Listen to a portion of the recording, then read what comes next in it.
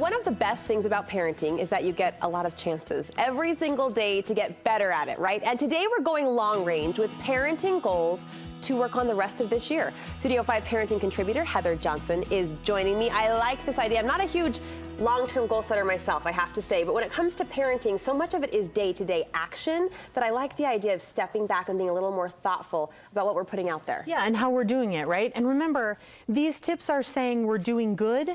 Let's just get even stronger. They're in no way implying weaknesses. It's just, hey, let's look at this. There are spaces where we can have a stronger plan of action, a stronger approach, right? The first goal you're helping draw our attention to speaks to a buzzword of 2017, and I have no doubt it will carry over to this year, mindfulness.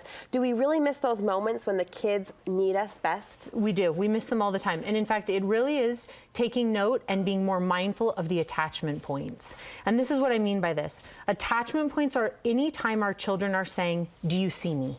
Do you get me? I'm here, right? Now, we think of that being much bigger, but really when our little girl asks me for a drink of water, she's saying, Mom, do you see me? I'm thirsty. Or are you gonna meet that need? Do you hear me? Or are you gonna say, no, I'm sorry, I gotta do this first. Go ask your sister. Right? And so we need to be more mindful of those. Those happen hundreds of times a day. I was going to say, I've got a 2-year-old who needs a lot of drinks of water. And you know what I mean? This one's funny because we do the same thing, right? With my husband, you know, I sometimes ask him how something looks or if I'm okay, not because I can't do it myself, but because I need someone to see me. I need to make that connection. And being more mindful of them means we're putting ourselves in a place where we're making more ties between us and our kids. The reason it matters is, one, because when they get older, that's the type of attachment patterns that they will most likely carry with them. Okay. So we want them to be healthy. And the other reason why this matters is because kids who have that healthy connection with their parents are very comfortable venturing out because they always know we're here when they come back.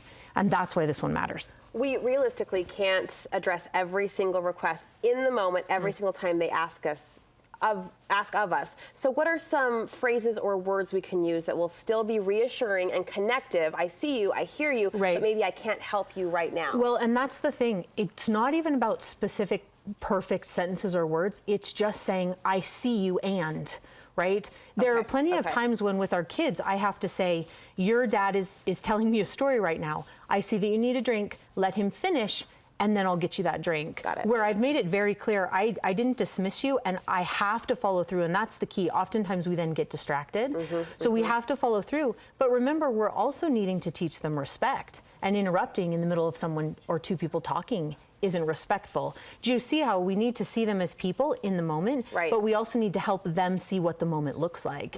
And so it's not dismissive, it's very inclusive. It might take 3 minutes though. We might need to wait a minute. That's helpful, that's helpful. You want us to stop catchphrases. What specific words are we stopping, putting a stop to? This is so funny. There are things we say all the time that we want to get rid of if we're improving our parenting patterns. The first one is see, S-E-E, right? It sounds like this. See, I told you it would be cold today and you need an umbrella.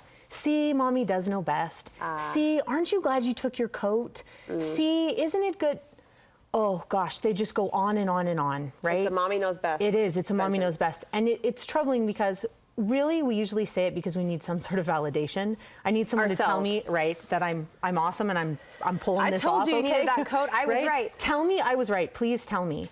The problem and what we really want to have happen, though, is that we want to let the experience teach them itself.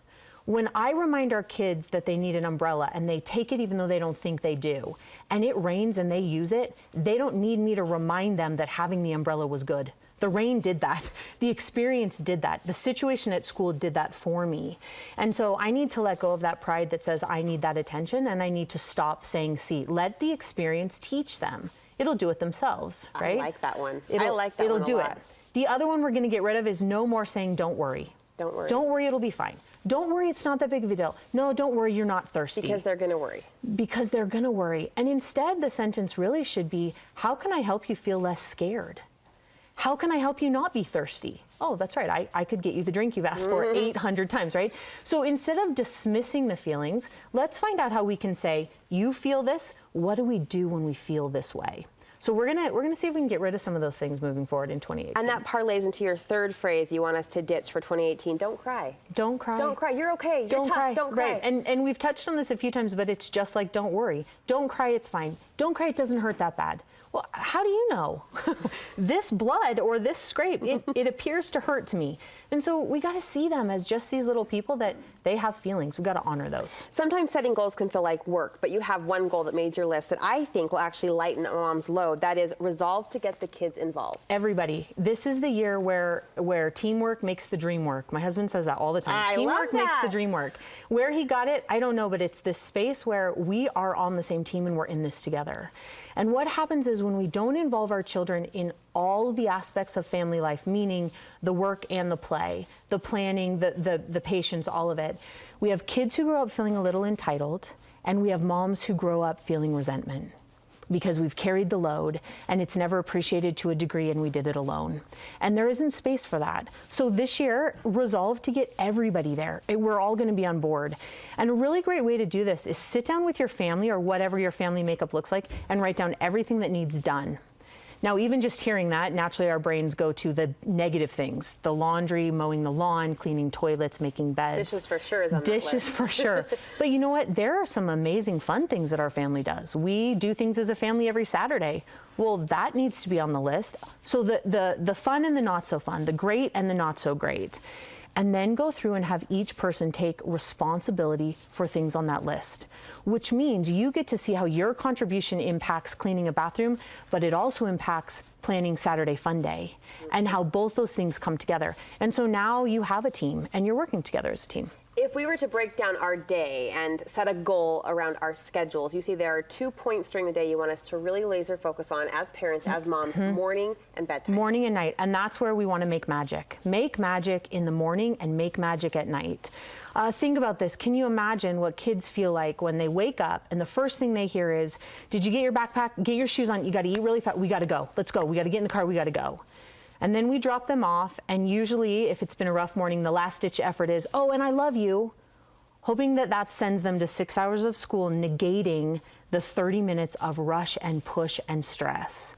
And then we bring them home, and the days are long enough, and we put them to bed, and it's no more talking. You can get a drink tomorrow. We don't have time for a book, and I'll see you in the morning, but I love you. And as they lay there, it's like, that's funny, that didn't feel so much like how I need to be loved, right? It didn't feel good. And so if we can resolve to make those 2 times, which are most likely going to happen almost every day for at least 18, 20 years, we can make magic for them. And the hard thing is, I know for me personally, usually those times are extra stressful because as hard as it is to admit, I'm being selfish.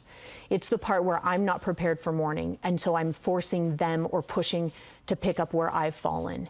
It's when our 2-year-old says, can I have a drink? And I say, oh, you're not thirsty, we'll get one in the morning. Right, right. And it's because I don't want to go up and down the stairs again. I have laundry to do, I have work to do.